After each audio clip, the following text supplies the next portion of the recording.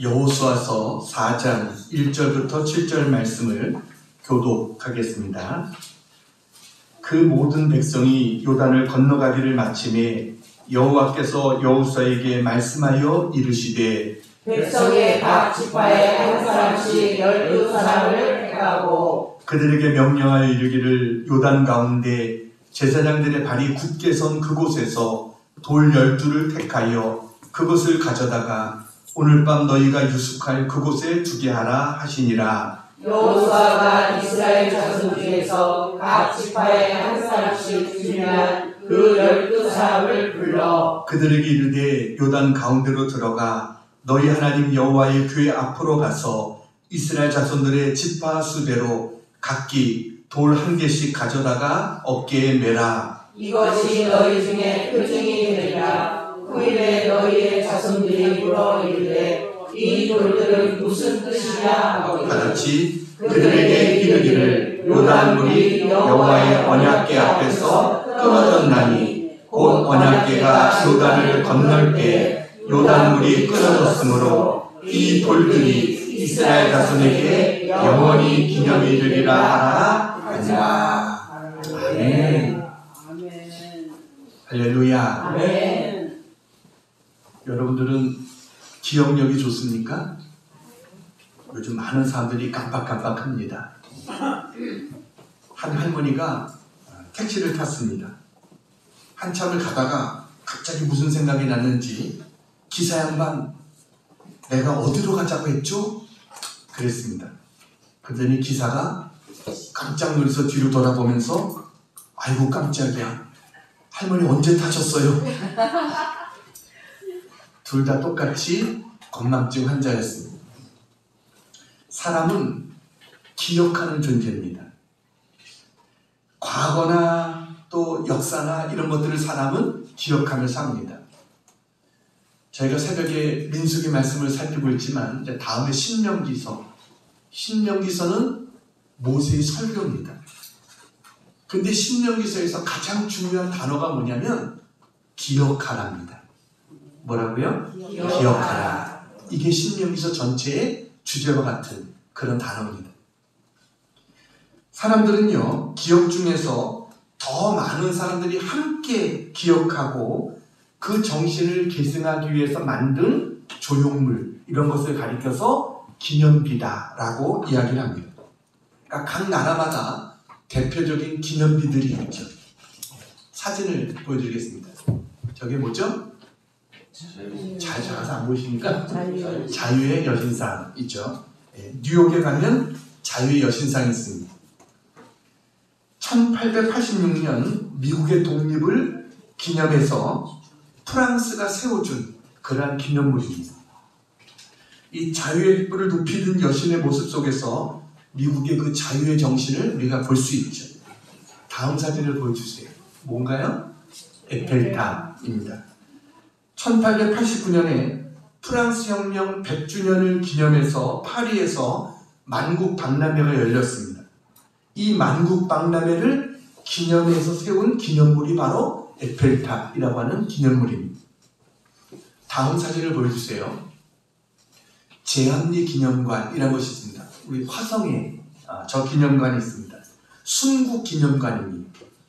그러니까 1919년 4월 15일 날 일본에 의해서 학살된 제암리 사람들의 믿음과 애국 정신을 기념하기 위해서 만든 그런 기념관입니다. 다음 사진을 보여주세요. 자세히 잘 안 보이는데 굉장히 유명한 기념물입니다. 뭐냐면 이스라엘의 야드바셈이라고 하는 기념물입니다. 이 기념관은 2차 세계대전 때 이 나치의 만행과 또 이스라엘 사람들이 얼마나 많은 사람들이 학살을 당했나 이것을 기억하기 위해서 지은 그러한 기념관입니다. 그때 당시에 유대인들이 이 성인만 450만 명, 아이들이 150만 명, 그래서 600만 명의 유대인들이 희생을 당했습니다. 저 기념관 벽에는 이렇게 쓰여져 있습니다. 우리는 용서할 수 있다. 그러나 잊을 수 없다. 이렇게 해놨어요. 용서할 수는 있지만 잊어서는 안 된다는 거죠. 그래서 그 역사를 기억하기 위해서 저와 같은 기념관을 세웠던 것입니다. 그러니까 기념관은 후대에 계속해서 그 역사와 그 의미를 가르쳐주기 위해서 세운 것이 기념비고 기념관이다 라고 하는 것입니다. 여호수아서 3장에는 이스라엘 민족이 여호수아의 인도를 따라서 요단강을 건너는 사건이 기록되어 있습니다. 이거는 이스라엘 민족에게 대단히 중요한 사건입니다. 왜냐하면 이제 요단강을 건너므로 이스라엘 백성은 40년 광야 생활에 종지부를 찍고 그리고 본격적인 가나안 정복을 시작할 수 있게 되었기 때문에 이것은 너무나 중요한 그러한 사건입니다. 근데 지금 이스라엘 백성들이 이 약속의 땅 가나안 땅으로 들어가기 전에 최후로 건너야 될 강이 있었습니다. 그건 바로 요단강입니다. 근데 지금 이 요단강을 건널 수 있는 상황이냐? 아니라는 겁니다. 왜냐하면 이때는 모맥을 거두는 시기였어요. 이 3월, 4월 이때 우기에는 항상 요단강 물이 흘러넘치는 이러한 때였습니다.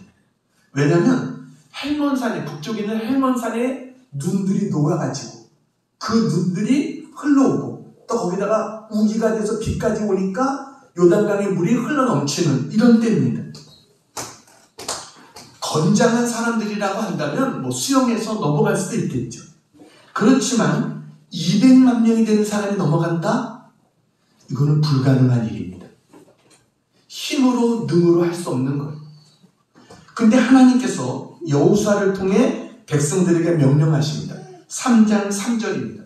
같이 한번 읽겠습니다. 시작. 백성에게 명령하여 이르되 너희는 레위 사람 제사장들이 너희 하나님 여호와의 언약궤에 매는 것을 보거든 너희가 있는 곳을 떠나 그 뒤를 따르라. 하나님께서 말씀하시는 거예요. 제사장을 따라라. 하나님의 제사장들이 언약궤를 매면 이제 너희 있는 자리를 떠나서 그 뒤를 따라가라. 언약궤는 뭐예요? 여러분, 하나님의 임재의 상징이죠. 그러니까 하나님께서 앞장서 가시겠다는 거예요. 하나님께서 너희의 길을 앞장서서 인도해 줄 테니까 이제 따라오라. 이렇게 하나님께서 말씀하십니다. 그리고 언약궤를 맨 제사장들에게 요단강을 향해서 들어가라. 이렇게 말합니다. 아직 강물이 지금 흐르고 있습니다. 근데 그리로 들어가라. 그러는 거예요. 3장 8절입니다. 같이 읽습니다. 시작. 너는 언약궤를 맨 제사장들에게 명령하여 이르기를 너희가 요단 물가에 이르거든 요단에 들어서라 하라.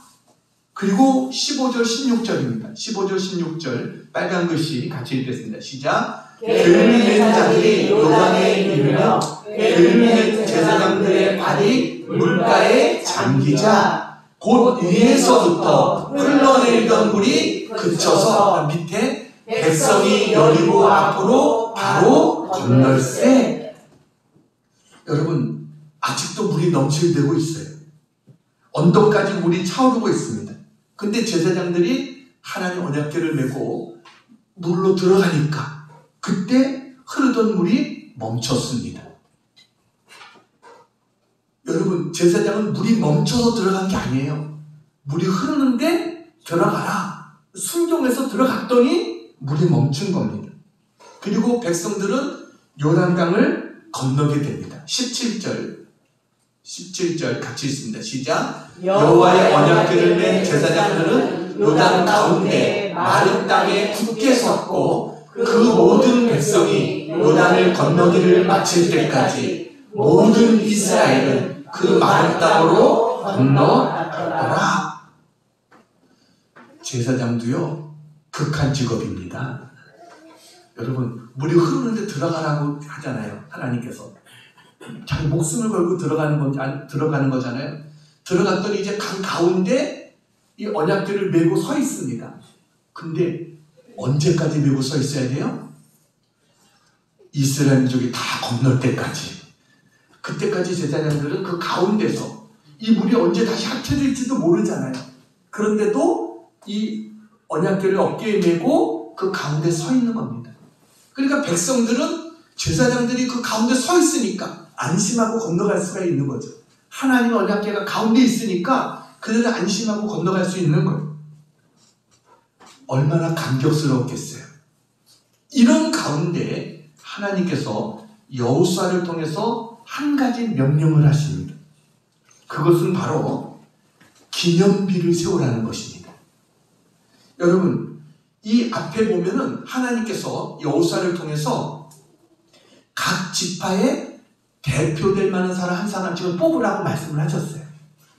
뭐 때문에 뽑으라고는 말씀 안 했었어요. 그러나 일단 뽑으라. 그래서 한 명씩을 지정해 놨어요. 그랬더니 이제 그 각 지파에 한 명씩, 이 12명에게 언약궤를 메고 있는 제사장들이 선 그 발밑에서 어깨에 멜 만한 돌들을 하나씩 가지고 메고 나오라는 거예요.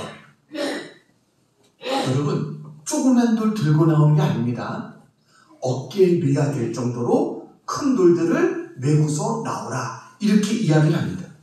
그래서 그들이 순종해서 나왔어요. 그리고 길갈이라고 하는 곳에 도착해서 이제 그곳에다가 그 12개의 돌로 기념비를 세우는 겁니다. 여러분, 성경은 뭐라고 말하냐면 왜 하나님께서는 특별한 기념비를 세우라고 하셨는가? 6절은 이렇게 말합니다. 6절 빨간 것이 시작. 이것이 너희 중에 표징이 되리라. 여러분, 너희 중에 뭐가 된다고요? 표징이 된다. 표징이라는 말은 증거해주는 표라는 거예요.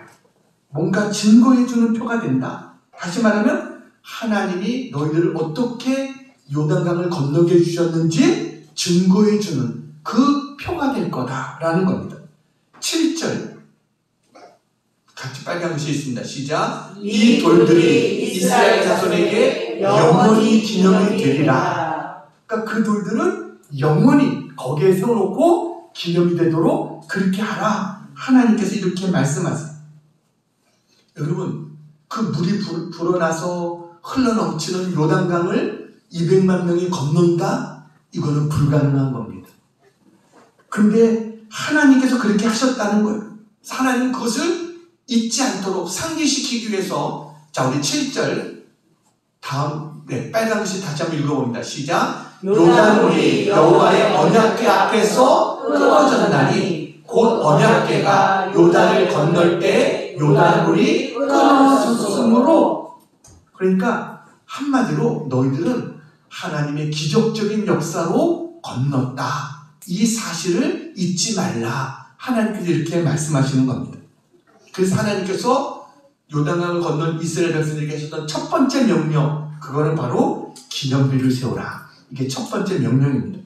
자, 그러면 왜 이와 같은 명령을 하셨는가? 우리가 그 세 가지 의미를 살펴보겠습니다. 자, 첫 번째 같이 한번 읽습니다. 시작. 하나님의 은혜를 잊지 않도록 하기 위하여. 하나님의 은혜를 잊지 않도록 하기 위해서 그렇게 했다라는 거예요. 여러분, 이스라엘 백성들이 지금 요단을 건넜을 때는 그 감격이 있겠지만 시간이 좀 지나면 이제 그것이 점점 희미해지게 되는 거예요. 또 그런 경험을 겪어보지 못했던 그 자녀들은 어떻게 그 사실을 알겠어요? 근데 그들이 그 기념비를 보면서, 근데 그 기념비는요, 그냥 돌 쌓아놓은 겁니다. 그렇지만 뭔가 돌은 달라요. 왜요? 여러분 생각해 보세요. 강 밑에서, 흘렀던 강 밑에서 건져 올린 돌입니다. 얼마나 매끈매끈한 그런 돌이 됐겠어요. 그거는 광야에 있는 그런 돌과는 다른 돌입니다. 그러니까 뭔가 좀 특이하잖아요. 큰 돌이 이렇게 12개가 쌓여 있으니까. 그러니까 자녀들이 물을 거라는 거예요. 아버지, 이 돌이 도대체 무슨 돌이에요? 이 돌이 왜 여기 있는 거예요?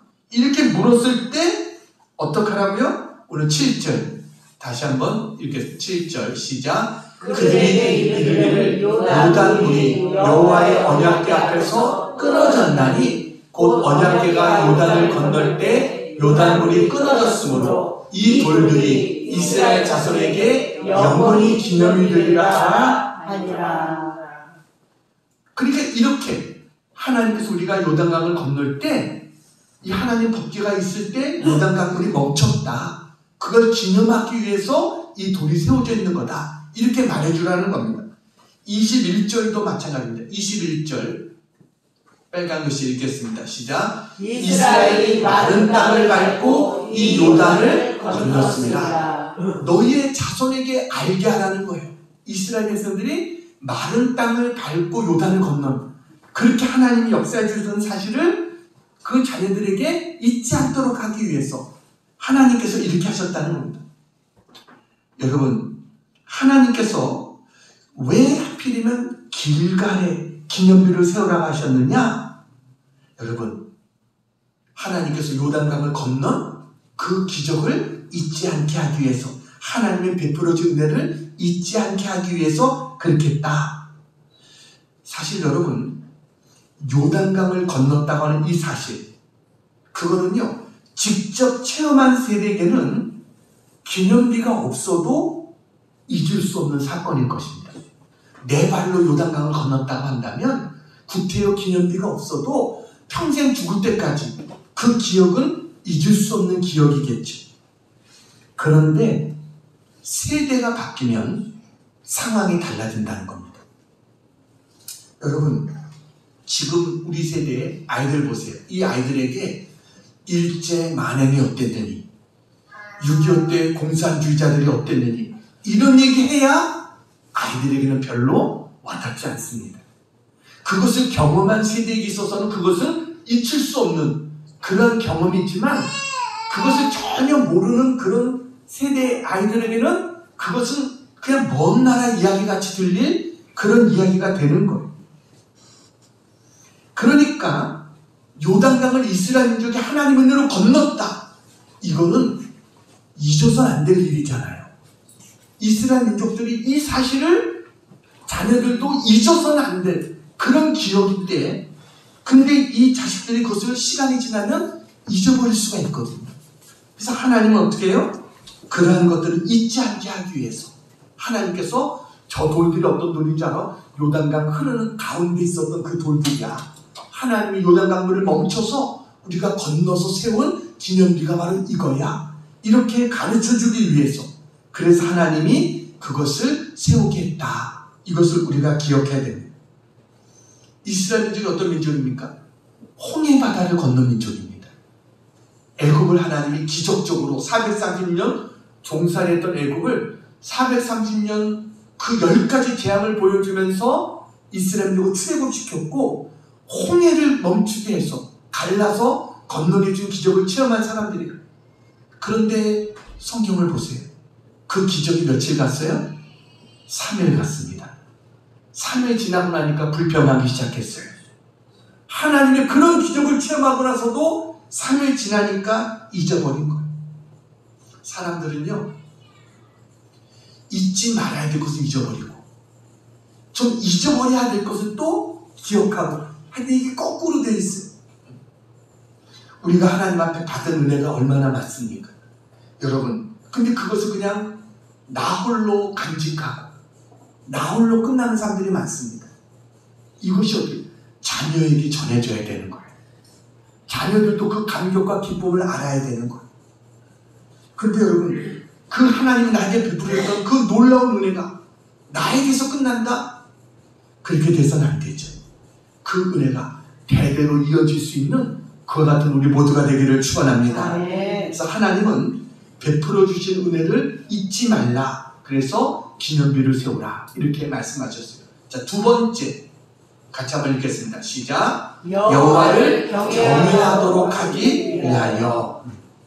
24절 말씀 우리 같이 한번 읽겠습니다. 24절 시작. 이는 땅의 모든 백성에게 여호와의 손이 강하신 것을 알게 하며 너희가 너희 하나님 여호와를 항상 경외하게 하려 하심이라 하라.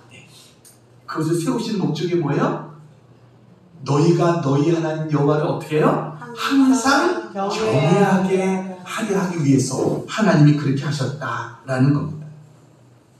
여러분, 성경을 보면 사람들이 하나님을 언제 가장 경외할까요? 우리가 하나님을 가장 경외할 때가 언제입니까? 그것은 성경을 보면 우리가 알 수 있는 게, 하나님의 놀라운 은혜를 경험했을 때, 놀라운 기적을 경험했을 때, 그때는 사람들이 하나님을 경외합니다. 경외하지 말라고 해도 하나님의 역사를 보면, 하나님의 강한 손의 역사하심을 보면 경외하게 돼 있어요. 그래서 사사기서를 보면 뭐라고 되어 있냐면, 사사기서 2장 7절을 자 같이 한번 읽겠습니다. 시작. 백성이 여호수아가 사는 날 동안과 여호수아 뒤에 생존한 장로들 곧 여호와께서 이스라엘을 위하여 행하신 모든 큰 일을 본 자들이 사는 날 동안에 여호와를 섬겼더라. 언제 섬겼어요? 여호수아와 또 그 장로들, 이들이 하나님이 행하신 큰 일을 봤을 때 그때는 하나님을 잘 섬겼어요. 그런데 2장 10절을 봅니다. 자, 같이 한번 읽겠습니다. 시작. 그 세대의 사람도 다 그 조상들에게로 돌아갔고 그 후에 일어난 다른 세대는 여호와를 알지 못하며 여호와께서 이스라엘을 위하여 행하신 일도 알지 못하였더라. 여러분, 여기 보니까 그 사람들은 하나님의 은혜를 경험했던 사람들은 다 죽었어요. 그리고 그 후에 일어난 어떤 사람들이요? 다른 세대. 이 말을 잘 기억해 두세요. 다른 세대. 이들은 어땠습니까? 여호와를 알지 못하며 여호와께서 이스라엘을 위하여 행하신 일도 알지 못했다라고 말해요. 그러니까 여러분, 이들은 다른 세대가 되어버리고 마는 거예요. 다음 세대가 된 게 아니라, 다음 세대가 아니라 뭐라고요? 다른 세대가 되고 말았어요. 이들은 가나안에 살면서 우리는 하나님의 백성자라는 정체성을 잃어버리기 시작했습니다. 우리는 하나님의 선민이고 약속의 백성이고 하나님의 속한 자다. 이 정체성을 가지고 살아야 되는데, 근데 그 정체성을 잃어버렸어요. 그러다 보니까 어떻게 됩니까? 가나안의 우상을 섬기게 됩니다. 하나님을 잊어버립니다. 이게 다른 세대의 모습이었습니다. 지금 우리의 아이들은 어떻습니까? 여러분, 요즘 아이들의 세대를 뭐라고 말하냐면 N세대라고 말합니다. 왜 N세대라고 그럴까요? N세대라는 말은 네티즌이라는 말에서 나온 겁니다. 네티즌. 네티즌이 뭐냐면 네트워크와 시티즌이 합쳐진 말이 네티즌이에요. 그러니까 이것은 컴퓨터 통신을 통해서 정보를 교환하고 여론을 형성하는 정보화된 신세대. 이게 네티즌 N세대를 말하는 겁니다. 이들은요, 기성세대와는 전혀 다릅니다. 여러분, 이들은 오락과 학습은 물론 쇼핑과 의사소통까지 거의 모든 활동을 컴퓨터, 비디오 게임과 같은 디지털 매체를 통해서 해결합니다. 태어나면서부터 자연스럽게 그것을 받아들여요. 그래서 이런 디지털 기술들을 자연스럽게 문화로 받아들이고 인터넷 영향권 안에 흡수된 그런 세대가 지금의 우리의 자녀들의 세대입니다. N세대입니다. 이들은요, 기성세대의 눈으로 보면 이해가 안 됩니다. 이들은 다음 세대가 아니라 다른 세대가 되어버리고 말았어요. 세상적으로도 신앙적으로도 마찬가지입니다. 이들은요, 말씀을 보는 세대가 아닙니다. 하나님의 말씀을 보려고 하고 하나님 말씀을 들으려고 하는 세대가 아니에요. 이들은 뭘 봅니까? 돈을 보고요, 스마트폰을 봅니다. 이들이 항상 보는 거는 그것만 들여다보는, 하루 종일 그것만 들여다보는 거예요. 우리와는 전혀 다른 세대가 되어버리고 말았어요. 여러분, 이런 책임이 누구에게 있을까요? 바로 우리 세대에 있는 거예요. 자녀들이 이렇게 전적으로 다른 세대가 되어버린 것, 이거는 부모의 책임인 것. 그 자녀들이 어려서부터 하나님을 볼 수 있도록, 하나님의 역사를 기억하고, 하나님 이렇게 우리를 인도해 주셨고, 하나님 이렇게 우리와 함께하는 하나님이시라는 사실을 가르쳐주고, 그들이 그것을 보게 했다면 그들은 다음 세대가 될 수 있어요. 근데 그렇게 하지 못하다 보니까 이제는 세상에 뺏겨버리고 컴퓨터에 뺏겨버리고 스마트폰에 뺏겨버리고 이들은 다른 세대가 돼버리고 말았다라는 거죠. 이들이 하나님을 경외하기 위해서 어떻게 해야 돼요? 우린 기념비를 세워야 돼요. 그래서 하나님은 기념비를 세우라. 저들이 다른 세대가 되지 않도록 하기 위해서 너희들은 기념비를 세워서 자녀들을 가르쳐야 된다. 이것이 하나님이 주신 말씀이다 라는 것입니다. 자, 세 번째 같이 한번 읽겠습니다. 시작. 영적 무장과 재충전을 위하여. 여러분, 하나님께 성경에 보면 이스라엘 백성들에게 수많은 기적을 행하셨습니다. 애굽에도 10가지 재앙을 내리셨고 홍해도 갈라지게 하셨고 광야 40년 동안 하나님께서 만나와 밀출하기로 먹여주시고 반석을 쳐서 물을 주시고, 여러분 그 자기를 공격하는 아말렉들을 하나님께서 무찌르게 하시고 하나님께서 놀라운 기적들을 많이 행하셨어요. 그런데 한 번도 하나님께서 기념비를 세우라고 하지 않으셨어요. 여러분 생각해 보세요. 홍해 바다를 가르고 건넌 사건과 요단강을 가르고 건넌 사건과 어느 것이 더 큰 사건일까요? 모르시겠어요? 홍해 바다를 가는 것이 더 엄청나게 큰 사건이죠. 바다를 갈랐고 강을 가는 것과 바다를 가는 것과 비교가 되겠습니까? 그런데 하나님께서 홍해를 가른 다음에 여기다 기념비를 세우라 이렇게 하실 수도 있잖아요. 근데 그렇게 하지 않았어요. 광야에 그 많은 기적들이 다 일어난 다음에도 기념비 세우라고 하지 않았어요. 그리고 나서 하나님께서 이제 요단강을 건넌 다음에 길갈에다가 기념비를 세우라고 그랬어요. 왜 그랬을까요? 왜 그 앞에 더 큰 기적들을 행했는데 거기는 기념비를 안 세우고 왜 요단강을 건넌 다음에 기념비를 세우라고 했을까요? 그 이유는 간단합니다. 왜 그랬냐면 출애굽 사건이나 홍해 바다를 건넌 사건 이런 것은 이스라엘 백성들이 다시 거기로 돌아가서 살 것이 아니에요. 건 지나가는 겁니다. 그러나 이제 요단강을 건너고 가나안 땅에 들어간 곳은 뭐예요?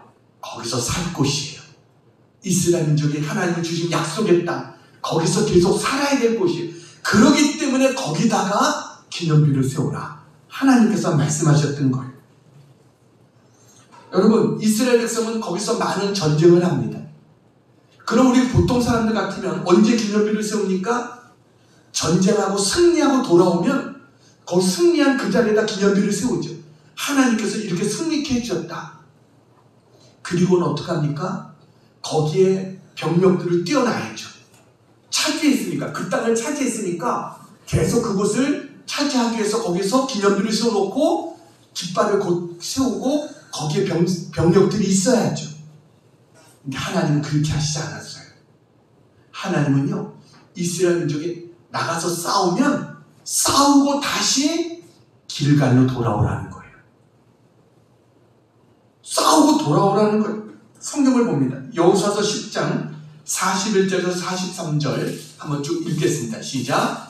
여호수아가 또 가데스 바네아에서 가사까지와 온 고센 땅을 기브온에 이르기까지 침해 이스라엘의 하나님 여호와께서 이스라엘을 위하여 싸우셨으므로 여호수아가 이 모든 왕들과 그들의 땅을 단번에 빼앗으니라. 여호수아가 온 이스라엘과 더불어 길갈 진영으로 돌아왔더라. 아멘. 싸워서 다 승리하고 난 다음에 어떡합니까? 다시 군대를 데리고 길갈 지역으로 돌아왔다. 왜요? 그 기념비를 다시 보면서 하나님 앞에서 영적으로 새롭게 무장하고 하나님의 은혜를 다시 기억하고 다시 그들이 새로워지기 위해서 그들은 길갈로 돌아갔던 거예요. 하나님이 그렇게 하신 거예요. 여러분, 우리가 가장 강할 때가 언제인 줄 아십니까? 내가 가장 강할 때는 하나님의 은혜 아래 있을 때입니다. 아멘. 그때가 우리가 제일 돈이 많다고 강해지는 게 아닙니다. 여러분, 정말 세상에 권세가 있다고 강해지는 게 아니에요. 우리가 언제 강해지느냐? 하나님의 은혜를 깨달을 때, 하나님 은혜에 감동될 때, 이때 우리가 강해지는 거예요. 그래서 사도 바울도 디모데후서 2장 1절 같이 한번 읽겠습니다. 시작. 내 아들아, 그러므로 너는 그리스도 예수 안에 있는 은혜 가운데서 강하고. 아멘. 어디서 강하라고요? 은혜 가운데서. 그리스도 예수 안에 있는 은혜 가운데서 강하라. 그러니까 은혜 받으면 두려운 게 없는 거예요. 은혜 받으면 내 목숨을 순교하는 자리에 내드려도 기쁜 거예요. 누구도 당할 수가 없는 거예요. 왜요? 하나님 은혜가 충만하면 아무것도 무섭거나 두렵지가 않은 거예요. 그러기 위해서 우리는 어떻게 해야 돼요? 하나님의 은혜의 기념비가 있어야 됩니다. 여러분, 나의 인생에도 우리의 가정에도 이와 같은 하나님의 은혜의 기념비가 있어야 돼요. 하나님 우리를 이렇게 인도해 주셨다. 하나님 우리를 이렇게 축복해 주셨다. 이것을 우리는 기억할 수 있는 그런 우리가 돼야 됩니다. 그냥 그것만 생각만 해도 눈물이 나고, 그것만 생각만 해도 하나님이 이렇게 큰 은혜를 베풀어 주셨는데 생각만 해도 마음속에 기쁨이 생기고 감사가 넘치고 눈물이 나는, 이게 뭐예요? 이게 우리의 은혜의 기념비인 거예요. 아멘. 이것이 있어야 될 줄로 믿습니다. 아멘. 우리 문건사님도 저에게 그럽니다. 지금 집에 이렇게 있다가 가만히 생각해보면 하나님이 기적처럼 여기 인도해 주신 것, 정말 생각했던, 집이 나간 것도 감사했지만 생각했던 것보다 하나님이 더 많은 액수를 받게 해주셔서, 그래서 하나님이 그 모든 것들을 해결해 주신 것, 생각만 해도 눈물이 나고, 아멘. 그죠? 생각만 해도 기쁘고 감사한 거예요. 아멘. 이런 은혜의 기념비들이 우리에게 있어야 되는 거예요. 아멘. 여러분, 성경에 보면 이제 여호수아가 또 다른 기념비들을 세우는 내용들이 성경에 나옵니다. 여호수아는 하나님이 이제 그 하나님 법궤를 낸 사람들이 서 있는 그 자리에서 각 지파의 대표들이 어깨에 돌을 하나씩 메고 나와서 기념비를 세우라고 했어요. 이 사건 이후에 여호수아는 2개의 기념비를 더 세웁니다. 하나는 바로 그 자리에서 세웁니다. 그것이 뭐냐면, 하나님은 길갈에다 기념비를 세우라고 했어요. 근데 여호수아는 아직 이스라엘 백성들이 다 건넜어요. 하나님 법궤를 낸 대제사장들이 있습니다, 지금. 근데 여호수아는 그 자리로 갑니다. 그래가지고 하나님 법궤를 메고 있었던 제사장들이 있었던 그 자리에다가 12개의 돌을 세웁니다. 이건 하나님이 세우라고 해서 한 게 아니라 여호수아가 스스로 하나님이 거기다 세워요. 하나님이 우리를 이렇게 인도해 주셨다는 법궤를 낸 자리에다가 12개의 돌을 세웁니다. 그럼 이건 누가 볼까요? 하나님만 보실 수 있을 겁니다. 물이 흐르는 때는 안 보일 거 아니에요. 다시 물이 덮여버리니까. 그러나 비가 오지 않고 물이 마르면 그것이 보이겠죠. 그 돌이. 아, 여기가 바로 법궤를 낸 제사장들이 서 있었던 자리구나. 이걸 볼 수 있겠죠. 그러니까 여호수아 입장에서는 그 사실을 잊기가 싫은 거예요. 그래서 이 자리가 바로 하나님 역사했던 자리야. 그 자리를 기억하기 위해서 여호수아는 12개의 돌을 가지고 거기다 기념비를 세웠어요. 어떻게 보면 가나안 땅을 건넌 시작에 바로 그와 같은 일을 했습니다. 또 하나의 기념비를 세운 사건은 여호수아서 24장에 나옵니다. 여호수아의 마지막에 여호수아는 또다시 기념비를 세웁니다. 거기 보면 이스라엘 백성들을, 여호수아가 이제 마지막 자기의 시간이 얼마 안 남았어요. 그러니까 이스라엘 백성들을 다 한 자리에 모읍니다. 거기가 어디냐면 세겜이라고 하는 곳입니다. 세겜. 여기가 어디냐면 아브라함이 가나안 땅에 들어와서 하나님 앞에 처음으로 제단을 쌓은 곳, 이게 세겜입니다. 그리고 하란에서 야곱이 돌아오잖아요. 가족을 이끌고 돌아오다가 이 세겜이라는 곳에서 사건이 일어납니다. 자기 딸 디나가 강간을 당하는 사건이 일어나요. 그래서 나중에 야곱이 하나님 앞에 서운한 것들을 깨닫고 그 세겜에다가 자기 자기 가족들의 모든 우상들을 땅에다 파묻어버리고 베델로 올라가게 됩니다. 그러니까 모든 우상들을 다 파묻었던 자리, 여기가 어디예요? 세겜이라고 하는 자리예요. 그런가 하면 이 세겜은 요셉, 애굽의 총리였던 요셉의 뼈를 갖고 나옵니다. 이스라엘이 출애굽할 때 뼈를 갖고 와서 이 뼈를 장사한 곳이 어디냐? 세겜입니다. 그러니까 이스라엘 백성들에게는 역사적인 너무나 중요한 장소가 세겜이에요. 거기다가 세겜에는요 2개의 산이 있습니다. 에발산이라는 산과 그리심산이라는 산이 있어요. 에발산은 저주산이라고 불립니다. 이건 산이 민둥민둥한 산이고, 그리심산은 그래도 푸르른 산이 그리심산이에요. 그래서 한눈에도 여기는 저주고 여기는 축복이다, 이걸 알 수 있게 한 그 자리로, 그래서 이전에 거기에서 축복을, 그리심산에서는 축복을 외치라고 했고 에발산에서는 저주를 외치라, 그래서 이스라엘 백성이 아멘하라 이렇게 했던 곳이 바로 거기입니다. 이 자리로 이스라엘 백성들을 다 불러 모았어요. 그리고 여호수아는 마지막 설교를 합니다. 그 설교에 하나님께서 어떻게 우리 백성을 인도해 주셨는지, 아브라함 때부터 하나님이 어떻게 이 민족을 인도해 주셨고, 이삭이 나고 야곱이 나고 그들이 애굽으로 갔다가 어떻게 출애굽했고 광야 생활을 했고, 그리고 어떻게 이 자리까지 왔다, 이것을 이야기를 합니다. 지나온 역사에 대해서 여호수아가 이야기를 합니다. 그러면서 여호수아는, 그런데도 우리 조상들은 하나님을 제대로 섬기지 못하고 우상을 믿고 잘못했던 그런 백성들을 하나님께서 은혜를 베풀어 주셔서 이 자리까지 하나님 인도해 주셨다라고 쫙 이스라엘의 역사에 대해 설교를 하면서 그 이스라엘 백성들이 이야기를 하는 거예요. 그리고 난 다음에 이제 이스라엘 백성들에게 결단을 촉구합니다.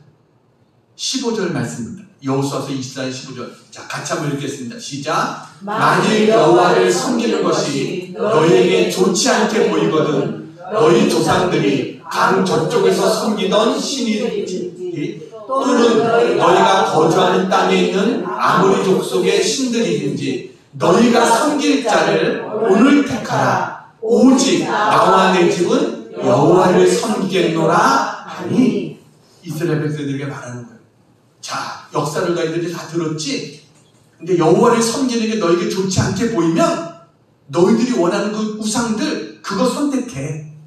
근데 나와 내 집은 오직 여호와를 섬길 거야 라고 이야기합니다. 이 여호수아의 고백 앞에 이스라엘 백성들도 역시 고백합니다. 우리도 결단코 여호와를 버리고 다른 신을 섬기지 않겠습니다. 저들이 한 목소리로 고백을 합니다. 그러자 여호수아는 이스라엘 백성들에게 23절에 이렇게 말합니다. 빨간 글씨 읽어볼까요? 시작. 이방 신들을 치워버리고 너희의 마음을 이스라엘의 하나님 여호와께로 향하라. 이방 신들을 다 치워버리고 너희 마음을 하나님께로 향하라. 아멘. 그리고 나서 26절 27절 이야기합니다. 같이 읽습니다. 시작. 여호수아가 이 모든 말씀을 하나님의 율법책에 기록하고 큰 돌을 가져다가 거기 여호와의 성소 곁에 있는 상수리 나무 아래 세우고, 27절 모든 백성에게 이르되 보라, 이 돌이 우리에게 증거가 되리니 이는 여호와께서 우리에게 하신 모든 말씀을 이 돌들이 들었음이니라. 그런즉 너희가 너희의 하나님을 부인하지 못하도록 이 돌이 증거가 되리라 하고, 그래서 기념비를 세웁니다. 큰 돌을 가져다가 상수리 나무 아래 세우고 이 돌이 증거가 될 거다. 그러니까 여러분, 여호수아는요 그의 사역의 시작도 기념비를 세웠고 그의 사역의 마지막에도 기념비를 세웠어요. 하나님 우리를 이렇게 역사해 주셨다. 여러분, 근데 왜 좀 더 멋있는 곳으로 세울 수도 있잖아요. 뭐 돌을 조각해서 멋지게 해서 기념비를 세울 수도 있잖아요. 근데 그냥 자연적인 돌로 왜 기념비를 세웠을까요? 아니, 여러 가지 재료들이 많은데 왜 돌로 세웠을까요? 그것은 의미가 있습니다. 왜냐하면 히브리어로 돌이 뭐냐면 에벤입니다. 뭐라고요? 에벤. 그래서 여기까지 하나님이 도우셨다라는 뜻이 뭐예요? 에벤에셀. 돕는 돌이다. 그런 뜻이에요. 그러니까 에벤은요, 두 가지 단어가 합친 단어입니다. 하나는 뭐냐면 아브라는 단어와 벤이 합쳐진 것. 이게 에벤입니다. 아브는 뭐냐면 아버지란 뜻이고 벤은 아들이란 뜻입니다.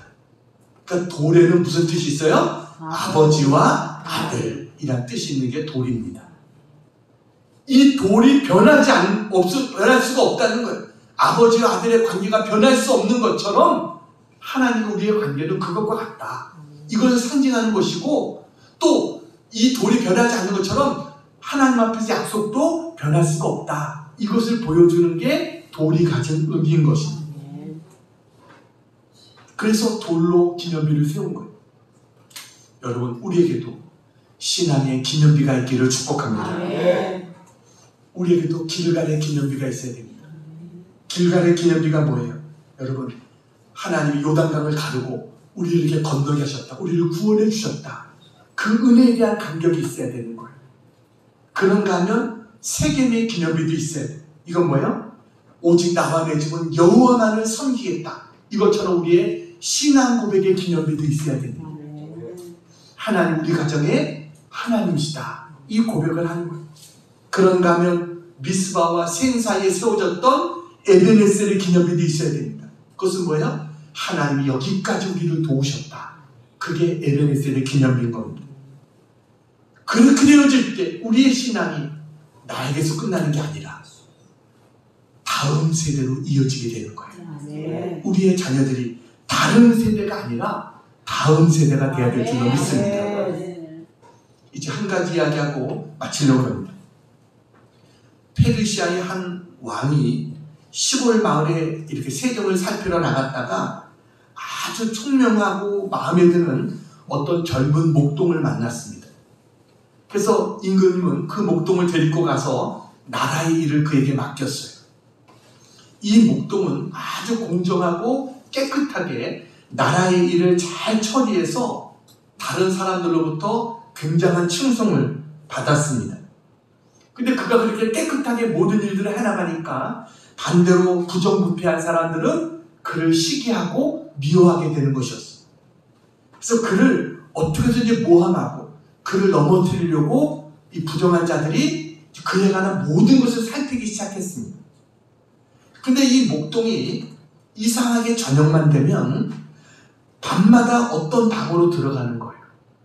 그래가지고 모함하는 사람들이 가만히 조사해 보니까 그 방에 커다란 박스가 있는데 이 박스를 열어서 한참 보고 있다가 또 닫고 그리고 나오더라는 것입니다.